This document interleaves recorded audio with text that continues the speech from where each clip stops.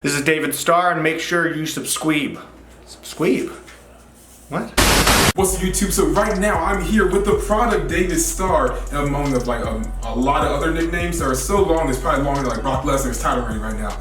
But this series is making a pro wrestler. I'm trying to become a pro wrestler. You are a pro wrestler, a very good pro wrestler. Oh, you're a wrestler's favorite wrestler, actually. Oh, sweet. So I just had a couple questions to you about like, you know, training to become a wrestler. Like, what was like your first day? Because I know you have like a background of like, you know, amateur wrestling in college and whatnot. So like, was that transition from like college wrestling to like pro wrestling? Was it difficult or?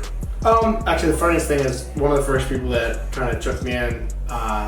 He told me, "It's great you were a college wrestler. It's not going to help you one bit in pro wrestling." And Okay. he's wrong. He was completely wrong, and I think that's been proven time and time again. Yeah. But the transition in, I guess, the thing that amateur wrestling did for me was it just kind of gives you toughness because you got to get ready. Because when you're becoming a pro wrestler, you're gonna get the hell beat out of you. Yeah. That's pretty much that, and you're gonna be discouraged. There's gonna be like nonsense drama that it just seems like such a big deal, but in the grand scheme of things, it's nothing. Like, just don't worry about any of that stuff. Just stay focused. The transition, I guess, though, again, wasn't. I was fortunate enough to have a pretty smooth transition, and things kicked off pretty early for me. Not everybody does. I've seen people train for a couple of years before they have their first match, and I've seen some people in a month or something like that. So, just keep working. Always work on everything you can. Film yourself when you're training and watch it. Make sure people check it out. Oh, don't be complacent and just get ready to get your ass beat. All right, definitely. So, what was it like taking your first bump? So, like, I know a lot of people get really scared when like you have to bump on the ground. It's like it's not a natural motion. Just throw your back against like some wood and just fall and get up like nothing happened. So, like, what was that like that first bump or like the thought process before taking that first bump? The funniest thing, I don't remember my first bump. Okay. I remember like the setup and everything like that, but I don't remember like feeling any like. I don't remember being like scared or anything. I just kind of did it. Yeah. I struggled with face bumps though. I did struggle with that at first. I was struggling, so I just learned to just kind of like flare flop myself. That's kind of how I ended up learning how to face. But the first thing I do remember was that when I was getting into the ring, everyone my whole life told me I was too small to be a pro wrestler forever. And then the ropes were so high on this ring I was getting in. When I had to get in, I had to be on my tiptoes just to like get into the ring. I was like, oh man, I'm too small for this. I shouldn't do this at all. Yeah. But the bump, bumps hurt. They do. But I wasn't necessarily afraid of it because I think it was just, I saw everybody else do it. And I was kind of like, oh, well, I guess this can happen. Just make sure you keep your chin tucked and don't bash the back of your head. It's already happened. Yeah? Where are you training? House of Pain in Maryland. Okay, cool. Yeah, like my first bump, I fell and tail don't hit first. And that The worst. Yeah. Samu gave me a Beal. Oh wow. And one time, and I ended up landing, and I was wearing like those cloth wrestling shoes. Yeah. And my heels landed first. Ooh. And basically, I just couldn't walk right for like 2 weeks.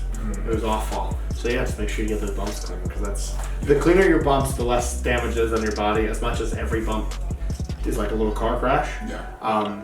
But the cleaner you do, as much as if you don't like protect yourself and stuff, you just gotta give your body up to the bump, and it goes much smoother. Okay. So like one thing, 'cause I used to do amateur wrestling also in high school. Cool. But like one thing they would always tell me is like, just loosen up. 'Cause, like, I'll try to lock in or lock up, and it'll just get like really tense. Like, is that something that you guys like fix when you were transitioning over? Yeah, no doubt. Okay. I still you have to work on you have to learn how that you're working with somebody. They have to get up and go to work the next day, or they're ready for another show or something like that. You have to learn to make things look as good as possible and making them feel as good as possible. Like it's kind of this weird balance. Obviously, you're going to make physical contact with people, and it's going to hurt and stuff like that. There's going to be your strikes are going to it's going to suck getting hit in the face a bunch. It's going to suck getting forearmed in the neck or kicked in whatever. Yeah. It's going to happen, but you just got to make it as safe as you possibly can, and just be really precise with your strikes and accurate. Like tightness, everyone's got to loosen up. Everyone starts off really like that, and then you just got to get yourself so you're all loosey-goosey and everything. So then your chain wrestling gets better that way, and then you just get more comfortable. It's just a process of experience.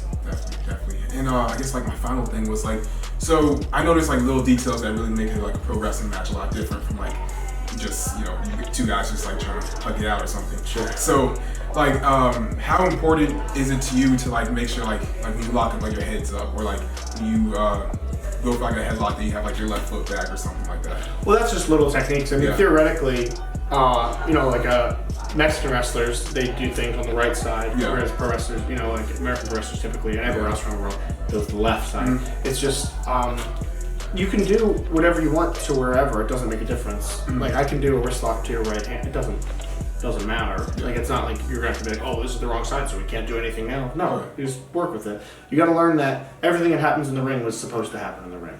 Mm-hmm. So that's the thing. Like, how I train people, they get worried about botches, they get worried about screw ups or mess ups or whatever. As long as you go into the premise that everything that happens in the ring was supposed to happen, and you never botch. Everything that that's supposed to happen is supposed to happen. Period. That's how it goes.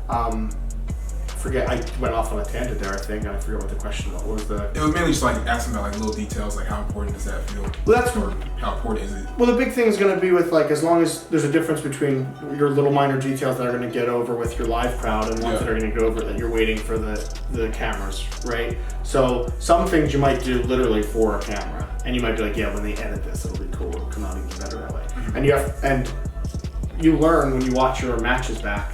You'll end up remembering your match through the camera lens, like through the way you watch it, not through the first person view you get as it's happening. So you have, live crowd's very important, but the camera's gonna be way more important. So let's say you're at a show with, even if there's like 1,000 people in the audience, right? Or like 2,000 people, something like that. More people are gonna end up seeing it on camera than they would that are there probably. And if it's a big show like that, more people are going to buy it. Those people are probably going to buy it. Then on top of that, more people outside of that, it's going to get shared more and more. More people are watching it through the camera than they are live in the audience. Mm-hmm. So those little details do make a big difference. Like guys like Kenny Omega are like so good at that stuff, and like John Gresham and Zack Sabre Jr. Like they're unreal when it comes to those little cells, those little things. Don and Dijak is like one of the best little intricate sellers out there. JT Dunn's really good at it too. But we just see them just kind of shake something out and working out that way. But yeah, those make a big difference. Those can take a match from being like, oh yeah, that was really good, to being like, that was great.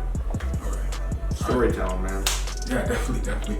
But I guess like the final things, like, 'cause since I started this series, like a lot of people were telling me, oh yeah, I want to be a wrestler too. I didn't really know like a lot of details or whatnot. So like, what's the main reason that you want to become a wrestler in the first place?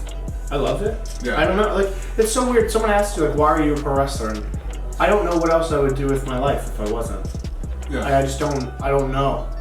Well, you like politics. Yeah, I do. Yeah. No, I mean, that's fine. Like, but I just don't know what I would want to do. This just makes me happy. Mm-hmm. I just feel like, I remember after that first training, I left and I was like, this is what I'm supposed to do. Yeah. Like, and even if it's, obviously my goal is to make as much money as possible so I can support my family and support myself and all that stuff.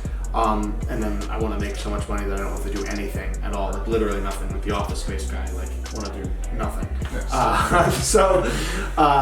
But like, it's still the craft and the art of it just makes me happy to do it. So why did I want to do it? I was just in love with it, and it just felt like something I needed to do. It just felt like the right thing to do. Awesome. That's great. You guys have a perfect answer. But so this is the product David Starr. You got a bunch of other nicknames. 104 Man. Minute Man. Yeah. 104 Minute Man. Bernie Sanders Professional Wrestling. Jewish Cannon Gun. That's one of them. That's one of them. And there's a couple others that I just don't think I can actually say at this moment. So yeah, that's the video, guys. Hope you really enjoyed. This is David Starr. Follow David Starr on Twitter because he's really good at it. Yeah. That's one of them. At really good. DS. Boom, right there. And thank you guys for watching the video. Make sure you like, comment, share, or subscribe. That's my version of saying subscribe. Subscribe. Yeah. I like it. Yeah. And that's my thing. That's a t-shirt. It is, actually. Yeah. I'll bring you one next time I see you. Yeah, definitely. Yeah. We're out.